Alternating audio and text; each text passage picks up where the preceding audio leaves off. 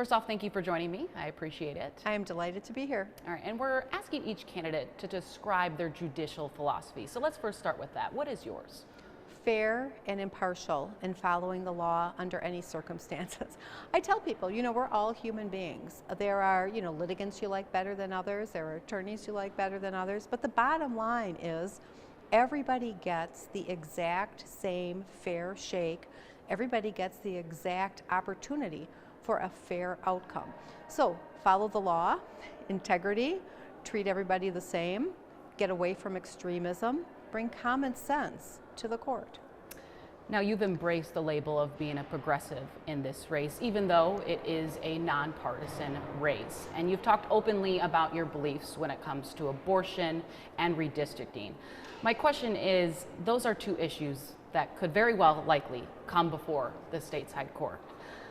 Why should voters not have some doubts that you'll be able to put your political beliefs aside if elected? I've been able to fairly and rationally make decisions and determinations my entire life. We are very well trained for that as a prosecutor in the district attorney's office in Milwaukee. Work very, very hard to get to the right decision and follow the law in all of your cases. And I've had great experience doing that as well. But I'd like to say in regard to the progressive label, and yes, I embrace the progressive label when it comes to social issues, but I'm also here to tell you that issues that cross every boundary, people should know what my position is as well. You take something like community safety. Community safety, I have dedicated my entire life to community safety. That's not a partisan issue. That extends from the far left to the far right. Everybody wants safe communities. Independence, fairness, everybody wants that. Far left to the far right. But I think that in regard to really critically important issues that are going to come before our Supreme Court, the electorate really has the right to know what a candidate's values are and what their opinions are and what their thoughts are. Now, there is a case backed by the governor, actually. It's his lawsuit seeking to repeal the state's criminal abortion ban. And like I've mentioned, it's very likely that case could come before you if you are elected. Is there any reason to think why you would not side with him on that case based on your beliefs and comments that you've made on the campaign trail? Well, I would never prejudge. I have not read the case. I haven't read the briefs. I haven't heard the arguments. All of my decisions are rooted in the law and the law only. So if and when that case comes before the Supreme Court, it will have a fair, independent look. There's also a lot of attack ads going around in this race, and most recently conservatives have been criticizing you for some of your past sentencing. Now, I want to read a few because most recently there has been some criticism about 3 cases where the Milwaukee County prosecutors asked you to sentence felons to prison time, and you rejected 3 of those cases. 2 of those involved adults who sexually assaulted a minor, and another was a woman who neglected her son, her 16-year-old, who later died. Why did you not take a prosecutor's recommendations in those cases? I'll just tell you this. Judicial independence is critical. Judicial independence is critical. My job is not to rubber stamp what the district attorney's office says or recommends. My job is not to rubber stamp what the defense argues for or recommends. My job is to be independent and impartial. I have sentenced thousands of people on criminal cases, thousands. In all of those cases, I look at the statutory factors. I look at whether or not someone is a danger to the community. I look at their character. I look at how serious the offense is. I evaluate all of the factors when I make a determination. So I would say that if somebody wants a fair, independent, impartial jurist, they should look at me.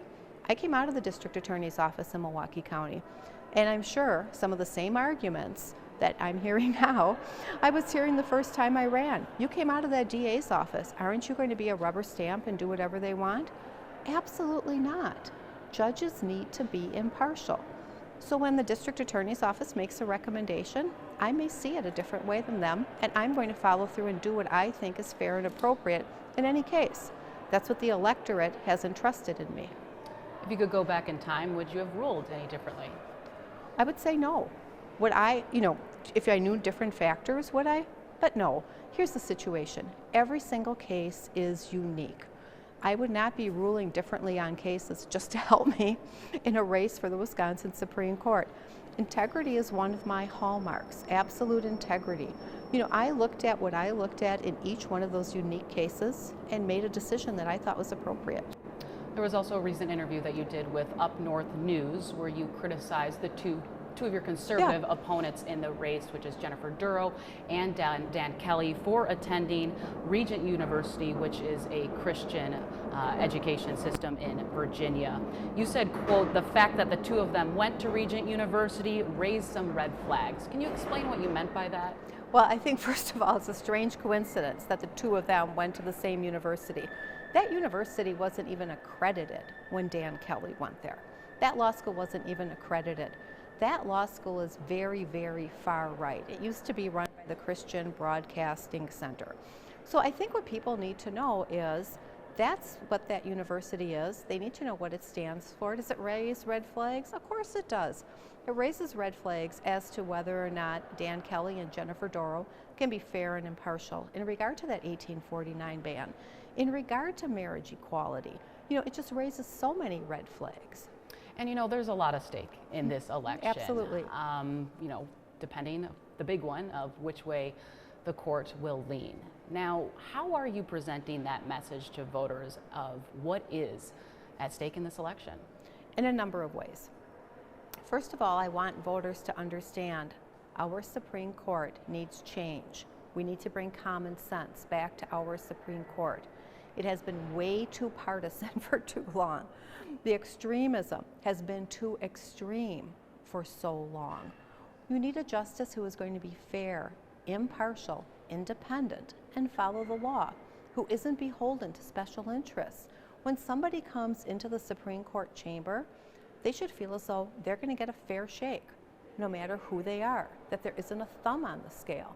So like those examples you just gave me where you said the district attorney's office recommended one thing and you did something else. That shows independence. Remember, I worked in that office for 25 years and I did something other than what they were recommending. Independence is a hallmark that we should have in our justices on the Supreme Court. We shouldn't have somebody like Dan Kelly calling Brian Hagedorn, quote, supremely unreliable when he renders a decision that Dan Kelly doesn't agree with, that doesn't go along with the PAC, that doesn't go along with the majority that they are currently holding. A Supreme Court justice shouldn't be reliable. A Supreme Court justice should be fair and impartial every single day. All right. Thank you for your time. Thank you. Thank you very much.